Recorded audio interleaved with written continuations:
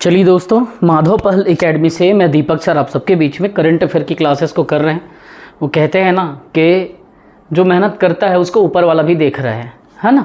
तो दूसरे के अपने तरीके होते हैं, आप अपने तरीके से कीजिए। जिस तरीके से आपको अच्छा लगता है आप उस तरीके से पढ़िए। किसी को देख करके, किसी को फॉलो करके आप नहीं कर सकते, क्योंकि सबकी अपनी अलग सिचुएशन होती है ना। कि विधाता के हिसाब से अगर देखें, ठीक जैसा रचना ऊपर वाले ने किया है, तो विधाता के अदालत में उनकी महिमा न्यारी है। शांत रहिए, कर्म करते रहिए और सबका मुकदमा अभी जारी है। प्रयास करते रहिए, कुछ न कुछ अच्छा होगा, लेकिन पीछे कभी हटना बस मत। ठीक, चलिए आगे क्लास में देखते हैं। ये 17वें नंबर का क्लास है। आगे देखते हैं। कंटिन्यू बस सीरीज से जुड़े रहिए, पढ़ते रहिए, जितना हो सके उतना रिवीजन करते रहिए। देखिए, आज मैं आपको छत्तीसगढ़ के व्यक्तित्व के बारे में बताऊंगा और जो नगरीय निकाय में इलेक्शन हुए हैं, है ना, उसके बारे में बताऊंगा कि नगरीय निकाय में क्या क्या परिणाम आए, कैसे डिसीजन आया, किस प्रकार के क्वेश्चन हमें देखने को मिले, ये सारी चीज़ों को देखेंगे। ठीक है, तो सबसे पहले अपन देखते हैं विशेष व्यक्तित्व में। पहले एक नाम आता है अरुण देव गौतम। अरुण गौतम के नाम से भी जानते हैं, एडी गौतम भी कहते हैं। ये छत्तीसगढ़ के पुलिस महानिदेशक DGP, director general of police बने, और ये 12वें क्रम के डीजीपी बने। ठीक है, 12वें क्रम के, अगर क्रम पूछे तो 12वां, और कौन है पूछे तो डीजीपी हैं।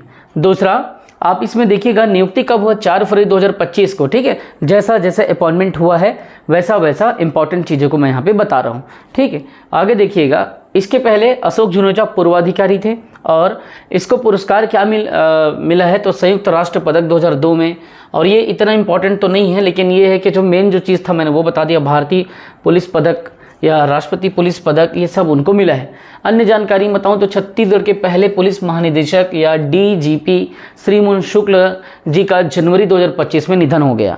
ठीक है, और कई बार श्री मोहन शुक्ल को इसलिए पूछा जाता है, आप बताइए कि ये एक ऐसे पर्सनालिटी थे जो पहले दो पोस्ट में काम किए। जैसे यहाँ पे हमने बताया छत्तीसगढ़ के पहले पुलिस महानिदेशक श्री मोहन शुक्ल बोलते हैं ना, उसी तरीके से एक और पोस्ट ये धारण किए थे। आप कमेंट करके बताइए अगर आप छत्तीसगढ़ को पढ़ रहे हैं या पढ़े हुए हैं तो, है ना। आगे देखिए, चूंकि कंटेंट हमको ज़्यादा देना है तो वीडियो को जल्दी खत्म करेंगे।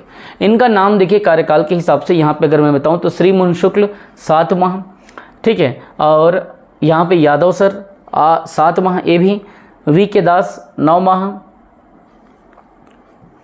अशोक दरबारी 21 माह, फिर ओपी राठौर 3 साल। इतना इंपॉर्टेंट नहीं है, सीधा सीधा लास्ट में बता दे रहा हूँ। तो 12वें नंबर पे अरुण देव गौतम, उसके पहले अशोक जुनेजा, बस ये 3 साल किए हैं सर्विस, और यहाँ पे ये भी 3 साल किए हैं। इसके पहले 5 साल और यहाँ पे 14 माह। ठीक है, तो ये अरुण देव गौतम, और उसके पहले जो डायरेक्टर जनरल ऑफ पुलिस थे अशोक जुनेजा थे। ठीक, एक नाम आता है राजेश अवस्थी, क्योंकि सारे क्वेश्चन बहुत इंपॉर्टेंट है और इसीलिए हम किसी एक क्वेश्चन को छोड़ नहीं सकते। सारे क्वेश्चन आपके एग्जाम के पॉइंट ऑफ व्यू से इंपॉर्टेंट है बच्चों, और इसीलिए उसको रिवीजन करना हमारी नैतिक जिम्मेदारी भी है, क्योंकि इससे क्वेश्चन बहुत ज़्यादा पूछे जाता है। 10 क्वेश्चन 15 क्वेश्चन तो पीएससी व्यापम में ही आपको देखने को मिल जाएगा।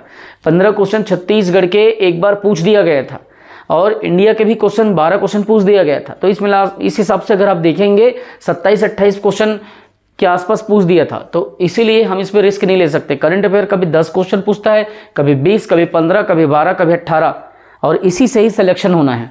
ठीक है, राजेश अवस्थी के बारे में देखिए। 3 फरवरी 2025 को इनका निधन हो गया।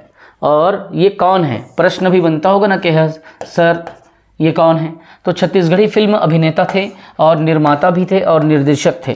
ठीक है, कौन, राजेश अवस्थी। इनके पूर्व अध्यक्ष के बारे में देखिए, छत्तीसगढ़ फिल्म विकास निगम के ये पहले अध्यक्ष रहे हैं। तो अगर आपसे पूछा जाए कि इनको कौन सा जिम्मेदारी दिया गया था, तो आप बताएंगे कि छत्तीसगढ़ फिल्म विकास निगम के पहले अध्यक्ष भी थे। छत्तीसगढ़ की फिल्में में आप देखिए, टूरा चाय वाला, मया डो या परशुराम, यहाँ पे मया 2 है ना, परशुराम, मया दे दे मया ले ले, मयारू बाबू और किरिया, ये सब छत्तीसगढ़ की फिल्में इन्हीं के मार्गदर्शन पे बनी हैं। इन्होंने वेब सीरीज़ भी बनाया है बच्चों, जिसे आप वेब सीरीज़ में देखिए, वेब सीरीज़ में यहाँ पे अनारकी, ठीक है, अनारकी बॉलीवुड कलाकारों के साथ में इसको बनाया गया है। और फिल्म देखिए लत रानी, तो ये एंथोलॉजी फिल्म है, तो ये इतना इंपॉर्टेंट है क्योंकि ये फिल्म जगत से जुड़े हुए हैं, है ना। अब आगे देखिए, सबसे पहले मैं आप लोगों को कहूँगा बच्चों कि रेगुलर अगर आपको पढ़ना है, कोई भी कंटेंट जो मैं जैसे अपलोड करूँ वो आपके पास पहुँचे, तो सबसे पहले चैनल को सब्सक्राइब कीजिए, क्योंकि इसमें डेली कंटेंट आपको मिलते हैं। हो सकता है डेली फ्री कंटेंट ना दे पाऊँ, क्योंकि मेरे पेड क्लासेस भी प्रॉपर प्लानिंग के साथ बच्चों के लिए चलता है। जो बच्चे पेड कोर्स खरीदते हैं उनको प्रॉपर क्लासेस देना पड़ता है, उनको प्रॉपर नोट्स देना पड़ता है।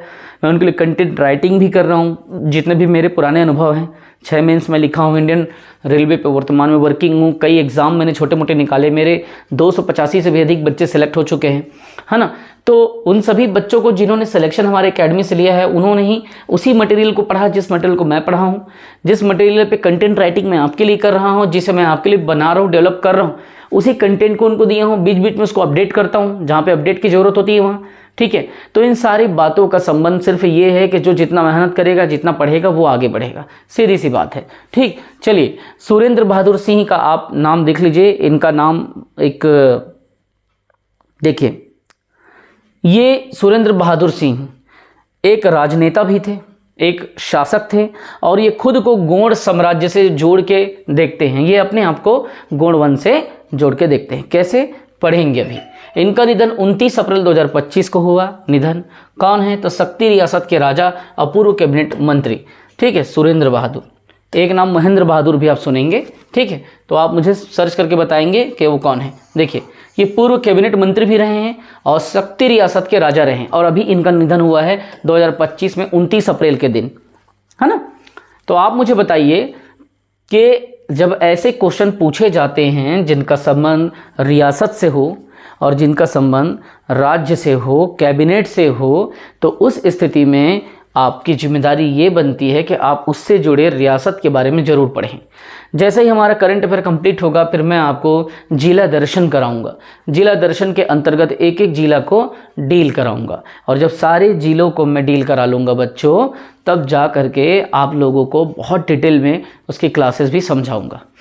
यूट्यूब में ही करा दूंगा। अगर आप लोगों को बेनिफिट हो रहा होगा क्लासेस से, तो इसको हम कंटिन्यू करेंगे, और अगर आपको बेनिफिट नहीं हो रहा है तो क्लास को बीच में बंद कर देंगे, ठीक है। चलिए, अगर बेनिफिट हो रहा है तो कमेंट करके ज़रूर बताइए। आप लोगों को पढ़ना अच्छा तो लग रहा है ना। अगर किसी एक बच्चे को भी पढ़ना अच्छा लग रहा है, पढ़ाना अच्छा लग रहा है, कंटेंट अच्छा लग रहा है, ये PDF वगैरह भी आपको मिल रहा है, तो ये आपको हेल्प कर रहा है, तो मैं कंटिन्यू करूँगा, बंद नहीं करूँगा। ये स्थापना देखिए, शक्ति रियासत की स्थापना लगभग 18वीं शताब्दी में हुई थी, ठीक है। यहाँ जो राजवंश था, यहाँ राजगोंड वंश था। ये राजगोंड वंश के राजा शासन करते थे, जो खुद को गोंडवंशी क्षत्रिय मानते थे, ठीक। तो ऐसा आपको ध्यान में रखना है। मतलब कई किताबों में तो इनको भी गोंड बता दिया गया है, लेकिन ऐसा नहीं है, है ना। हालांकि शक्ति जो रियासत था उसमें राजगोंड वंश था, है ना। इस बातों को मैं क्लियर कर रहा हूँ। इसीलिए मैं कहता हूँ, किसी भी एकेडमी की बुक पढ़ने के बजाय आप छत्तीसगढ़ के गवर्नमेंट की जो बुक है उसे पढ़िए। जैसे ग्रंथ अकादमी की बुक बहुत अच्छी बुक है छत्तीसगढ़ के लिए। वृहद संदर्भ की बुक बहुत अच्छी है ना।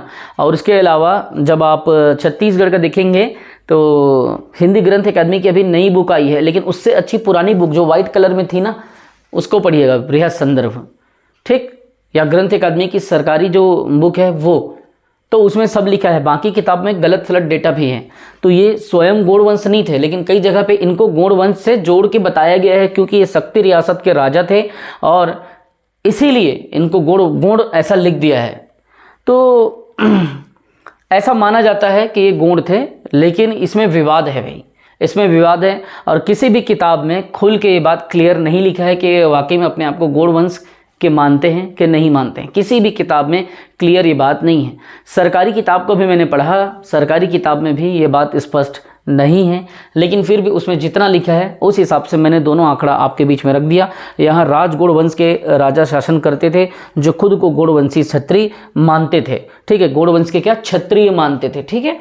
इस बात को बताने का मतलब ये है बच्चों कि आप लोगों को सब चीज़ें पता रहे। कई किताब क्या करता है, जो सुन लेता है, जैसा उनको माहौल पता चलता है, गूगल में डेटा मिलता है वैसा डाल देता है। लेकिन सरकारी किताब से चूंकि आंसर बनेगा, इसलिए आप लोग कोशिश ये करेंगे जब भी आप छत्तीसगढ़ पढ़ें तो वृहद संदर्भ की किताब को पढ़ें या आप ग्रंथ अकादमी की किताब को पढ़ें। तो इस तरीके से आप करें। आपको जब जनजाति पढ़ना है तो आप देखो कि जनजाति है ना, तो उसके लिए टी.के. वैष्णव वगैरह हो गया, एल.एन. वर्मा भूगोल के लिए, या राम कुमार बिहार इतिहास जनजाति, इन सब इसी से पढ़िए तो आपका अच्छे से बन जाएगा, कोई दिक्कत नहीं है ना। तो जनजाति है या इतिहास है, एल.एन. वर्मा है, ये सब चीज़ें क्या है, सरकारी डेटा के साथ उसमें लिखा गया है। हालांकि वो गवर्नमेंट उस बुक को बार बार अपडेट नहीं करती, बार बार गवर्नमेंट लॉन्च नहीं करती, लेकिन अभी आप देख लेंगे कि अभी लेटेस्ट में एक एमसीक्यूज पैटर्न में छत्तीसगढ़ का भी गवर्नमेंट का बुक आ चुका है। तो आप कोई भी बुक में जाके अगर पूछेंगे तो मिल जाएगा। देखिए, और गवर्नमेंट का बुक ही आपको पढ़ना चाहिए क्योंकि उसमें कई जो भ्रांति है वो दूर हो जाती है। देखिए, ब्रिटिश शासन के दौरान शक्ति और प्रतिष्ठानिक रियासत के रूप में मध्य प्रांत और बरार एजेंसी के पहले ये शक्ति जो है इसी के अंदर में आता था। राजनीतिक स्थिति में देखें तो इसे ब्रिटिशों के द्वारा एक छोटी रियासत माना गया था और इसके शासक को रावर की उपाधि दी गई थी। ये क्वेश्चन इंपॉर्टेंट है, कई बार पूछा जाता है कि शक्ति रियासत के जो शासक थे उसको क्या उपाधि दी गई थी, तो इसे रावर कहा जाता था और ये छोटी रियासत माना जाता था। ठीक है, सबसे बड़ी रियासत कौन सी थी और सबसे छोटी रियासत कौन सी थी, आप छत्तीसगढ़ के मेरे क्लास में पढ़ चुके हैं, आप उसको कमेंट करके बताइए। आप आगे देखिए, ये एक नाम आता है कोंडागांव का, हेमवती नाग, और ये इसलिए इम्पॉर्टेंट है क्योंकि ये स्पोर्ट मतलब खिलाड़ी थी, जुडो खिलाड़ी। तो चलिए इसके बारे में देखते हैं। निवास कहाँ की है बच्चों, तो ये निवास कोंडागांव के निवासी थी। पृष्ठभूमि जब देखिए तो नक्सल प्रभावित परिवार से ये रही हैं, तो ये क्वेश्चन इंपॉर्टेंट है क्योंकि ये नक्सल प्रभावित परिवार से रही है। इनकी उपलब्धि क्या है, राष्ट्रीय स्तर के जूडो खिलाड़ी भी हैं। पुरस्कार क्या मिला है, तो प्रधानमंत्री राष्ट्रीय बाल पुरस्कार 2024 में इसे नवाजा किया। राष्ट्रपति द्रौपदी मुर्मू ने क्या किया था, 26 दिसंबर 2024 को खेलो इंडिया नेशनल गेम्स और अन्य राष्ट्रीय प्रतियोगिताओं में स्वर्ण, रजत और कांस्य पदक से इन्हें सम्मानित किया। अगला नाम आता है वीड़ा साहू का बच्चों। कौन है वीड़ा साहू, चूंकि समय कम है इसलिए थोड़ा जल्दी कर रहा हूं। भारतीय सेना में लेफ्टिनेंट नर्सिंग ऑफिसर है। ये आपके बालोद की जमरुआ गांव की रहने वाली। तैनाती कहाँ है, मिलिट्री अस्पताल में इनकी तैनाती है। अंबाला, हरियाणा, ये सब जगह पे इनका तैनाती हो चुका है। उपलब्धि, भारतीय सेना में लेफ्टिनेंट नर्सिंग ऑफिसर चयनित होने वाली छत्तीसगढ़ की ये पहली महिला रही है। कौन, वीड़ा साहू। अब आगे देखिए, छत्तीसगढ़ में कुछ शिक्षा नीति जो बना था 2020 का, उसके संबंध में कुछ यहाँ पे अपडेट हमारे सामने है। उस शिक्षा नीति को भी हम लोग देखते हैं कि इसमें कुछ कुछ भाषाओं को शामिल करने की बात आ रही है, तो देख लेते हैं, है ना। तो वीडियो कितने लंबा का है देख लीजिए। ज़्यादा वीडियो लंबा होता है तो आप लोग परेशान होते हो, सर काफ़ी वीडियो लंबा हो गया ये वो, तो चलिए इतना तो आपको मैनेज करना पड़ेगा। ठीक, थोड़ा जल्दी करूँगा क्योंकि वीडियो मैं इसका PDF आपको दे दूंगा, आप निश्चिंत रहिए। कंटेंट ज़्यादा डिलीवरी देना है बेटा आप लोगों को, इसीलिए थोड़ा जल्दी कर रहा हूँ। छत्तीसगढ़ में नई शिक्षा नीति 2020 के बारे में बात आ रही है। तो नई शिक्षा नीति 2020 के तहत कक्षा 5वीं तक के बच्चों को मातृभाषा में, ध्यान से समझना, कक्षा 5वीं तक के बच्चों को मातृभाषा और स्थानीय भाषा में शिक्षा देना है। दूसरा, छत्तीसगढ़ी सहित इसमें गोड़ी, हल्बी, भतरी, सरगुजिया जैसी भाषाएं भी शामिल की जाएगी। तो बात भाषा की जब बात आ रही है तो आप इसको मेंस में भी लिख सकते हो कि नई शिक्षा नीति के तहत 5वीं तक को स्थानीय भाषा में उसको शिक्षा देना है और मातृभाषा में देना है। नई शिक्षा नीति में प्री प्राइमरी से लेकर 12वीं तक के सभी बच्चों को शिक्षा उपलब्ध कराने की अनुशंसा की गई है। देखो क्या बोल रहा है, नया जो अपने पास में न्यू एजुकेशन पॉलिसी आई है NEP, उसमें प्री प्राइमरी से 12वीं तक के सभी बच्चों को शिक्षा उपलब्ध कराने की अनुशंसा की गई है। इस नवीन शिक्षा नीति में प्रचलित शैक्षणिक संरचना 10+2 के स्थान पर क्या किया है, पहले 10वीं प्लस 12वीं अपन पढ़ते थे ना 10+2, उसके जगह पे क्या कर दिया है 5+3+3+4 लागू किया गया है ना। अब देखिए, अब सरकारी स्कूलों में 6 की जगह 3 साल की उम्र में प्रवेश दिया जाएगा। आप लोगों को याद होगा कि हम लोग जब छोटे बच्चे थे तो 6 साल में हम सीधा क्लास 1 में जाते थे ना। अभी 3 साल में पहले वो दुनिया भर का चोचलाबाजी, LKG, UKG, PP1, PP2 दुनिया भर का चलता है। नर्सरी से पहली और दूसरी कक्षा, तीसरी से 8 वर्ष यहाँ पे देखो तक बच्चों की पढ़ाई लिखाई जादुई पिटारा के माध्यम से कराई जाएगी, है ना, थोड़ा सा मैजिकल तरीके से, बोर्ड परीक्षाओं का आयोजन एक वर्ष में 2 बार किया जाएगा। हमारे समय पे तो भैया एक ही बार में होता था, है ना। देखिए 5+3+3+4 का फार्मूला क्या है, 5 3 3 4। इसका फार्मूला को थोड़ा समझते हैं। तो यहाँ पे देखो, यहाँ पे ये अवधि है, ठीक है, वर्ष है, इसी के बारे में अपन देखेंगे। आधारभूत चरण सबसे पहले अपन करते हैं किसका, 5 का, फिर 3 का, फिर 3 का, फिर 4 का। तो ये फार्मूला को आपको समझना है बच्चों, ठीक। देखिए आधारभूत चरण की जब बात आ रही है तो पहला जो आपका आधारभूत मतलब बेसिक जो चरण है वो 5 वर्ष की अवधि को ले रहा है। इसमें आयु वर्ग क्या है, 3 से 6 साल इसमें आयु वर्ग को शामिल किया गया है, फिर 6 साल से 8 साल इसमें शामिल किया गया है। देखिए जब इसमें बात आ रहा है 3 से 6 साल का, तो आंगनबाड़ी या प्री स्कूल या बाल वाटिका में जो आप बढ़ाते हैं ना छोटे बच्चों को, आंगनबाड़ी वगैरह भेजते हैं, तो ये 3 से 6 साल इसके अंतर्गत आएगा, ये 5 वर्ष की अवधि में। लेकिन बच्चे का आयु 3 से 6 साल के बीच में होना चाहिए। दूसरा 6 साल से 8 साल, तो इस आयु वर्ग में बच्चे को हमको है पहली और दूसरी को पढ़ाना है, ठीक है। तो क्लियर हो गया। तो ये हो गया आपका 5 वर्ष। दूसरा प्रारंभिक चरण 3 वर्ष। अब इसमें 8 से 11 साल, 8 से 9 10 11, 8 से 11 साल 3 से 5वीं तक का पढ़ाई यहाँ पे होगा, तीसरी चौथी पांचवी, ये 3 साल वाला, ठीक है। इसमें 5 साल पढ़ेगा, यहाँ पे 3 साल पढ़ेगा, इसीलिए 3 वर्ष। अब यहाँ पे 3 वर्ष में क्या है, 11 से 14 साल के बच्चों को, तो इसमें 6वीं 7वीं 8वीं, फिर 3 साल यहाँ पे है ना। उसके बाद में है माध्यमिक चरण, ये यहाँ पे है 4 साल, तो 14 से 18 साल के बच्चों को 9वीं 10वीं 11वीं 12वीं, तो यही चीज है 5 वर्ष। इसी को इसमें फॉर्मूला कहा गया 5+3+3+4।